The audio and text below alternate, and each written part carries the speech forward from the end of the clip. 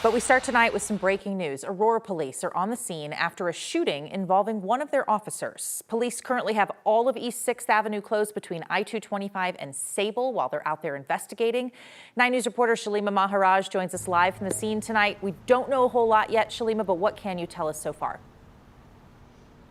Yeah, we're right here at 6th and Billings, and so there's still a very active police presence behind me just to the east of us, but then also to the west of us. You mentioned that closure that remains in effect, but here we've got a number of police vehicles. We also have a couple of vehicles that we noticed had some very significant exterior damage. One of them, a white vehicle with significant front end damage. At this point, we are waiting for some comment from the police chief.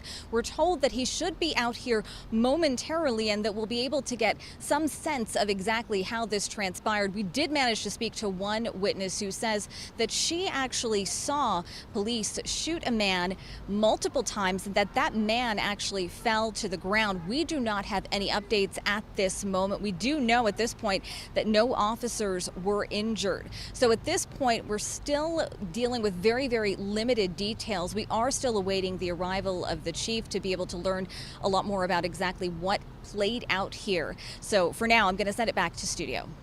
And Shalima, thank you very much. We will check back in when we have some more information tonight. It was another cool and wet day to wrap up the month of August. We even saw some very early evening storms rolling into Denver. A lot of that spread out over the I-25 corridor tonight. Some areas even got hit by hail, like here in Aurora, where some small hail pelted the patio furniture. Good news, though, our weather impact team is tracking a drier forecast for both Sunday and Monday on Labor Day. Corey, it's going to be really nice. Both days look real nice. I mean, after I think almost the entire month of August, we had afternoon thunderstorms in the forecast almost every single day. None tomorrow, none on Monday. It's going to be spectacular. Here's the temperatures today. Today was pretty dang nice as well, 77 in Denver. The warmer temperatures were only 83 degrees out on the western slope in a few areas. So really an overall great day. Rain showers did come through earlier today. We have some kind of misty clouds in the area, but really the overall rain chances are starting to really diminish. We're in the 60s here in Denver.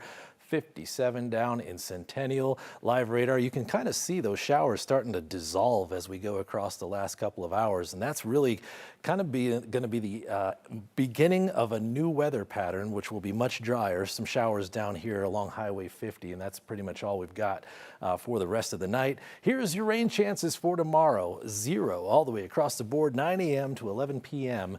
We've got no chance of measurable precipitation in Denver and the Front Range as well. And as far as the temperatures go, that's going to be really nice as well. Low 80s across the Front Range. Nice sunny day up in the mountains and a little bit warmer on the western slope, but that's really not too bad either. I'll talk more about the dry up that's coming and the weather pattern that's developing. That's in just a few minutes, Jenny. All right, Corey, thank you. Colorado State Patrol says it has been a busy summer and that it's not a good thing. From deadly crashes to people driving the wrong way, they're looking to send a message this long weekend. Here's 9 News reporter again, Shalima Maharaj. We had way too many crashes involving motorcycles, involving people going the wrong way. And Colorado State Patrol is hoping to right the ship. They've counted 77 wrong-way crashes this year. 4 of them were fatal. People are taking driving for granted. Impaired driving is part of the problem, but Sergeant Ivan Alvarado is equally worried about distracted drivers. And they don't realize that they're driving in a 4,000-pound vehicle that can take out a lot of bodies in a heartbeat. Last year, CSP saw 116 crashes involving wrong-way drivers, about a 20% jump over the previous year. It's just people that are focusing on something else. They start to drift into the opposite lane or outside the lane, and all of a sudden they're now in a situation that they cannot control. Traffic safety is Sam Cole's focus. He's with CDOT. So far this summer, we've seen 160 deaths on our roads. What is really surprising is that the people who have been killed, 44% of them are outside the vehicle. Like cyclists, motorcyclists, and pedestrians. More people are using the roads in many different ways than ever before. No matter where you choose to go this long weekend, CSP is urging you to have a plan to get there safely. Plan ahead so that you're not driving late, so that you look ahead in case there's a road closure, in case there's somebody broken down on the side of the road, in case there's traffic. That was Shalima Maharaj reporting. CDOT tells us motorcyclists make up only 3% of the vehicles out there, but they account for 20% of deaths on the roads. Aurora police say a chase this afternoon ended in a crash off I-225 in Colfax.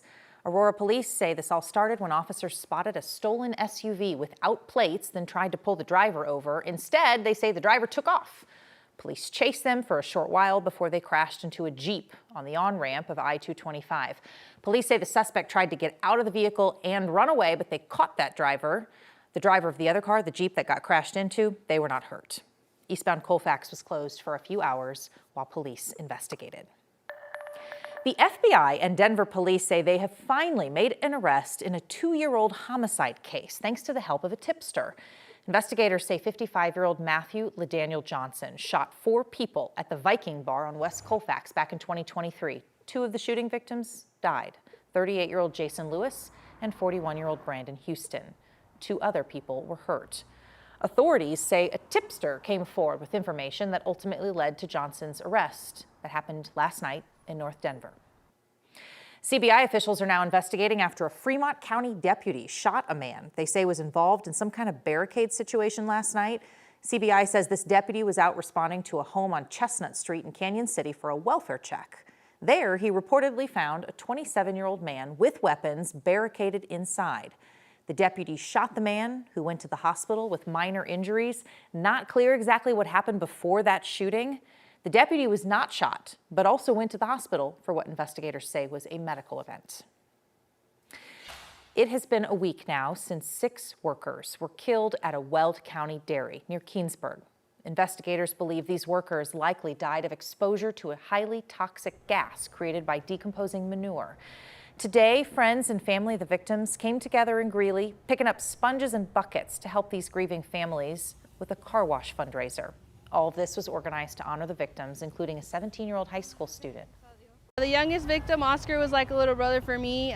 He's my brother's best friend. They're actually more like brothers than they were best friends. So, I mean, we would have helped anyways had we been asked, but out here helping more because of him.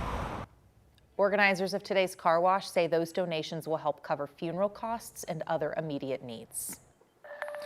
Quick note for RTD riders, starting tomorrow, you might need to plan for some changes on your route. The department's going to make some changes to the D and the H lines, the lines that run from downtown to South Denver or the southern suburbs. This is all part of the Downtown Rail Reconstruction Project. RTD says the D line will end at Union Station instead of the 18th and California station, and the H line will only run between Florida and Southmore stations. This rail system is 30 years old and definitely needs some repairs.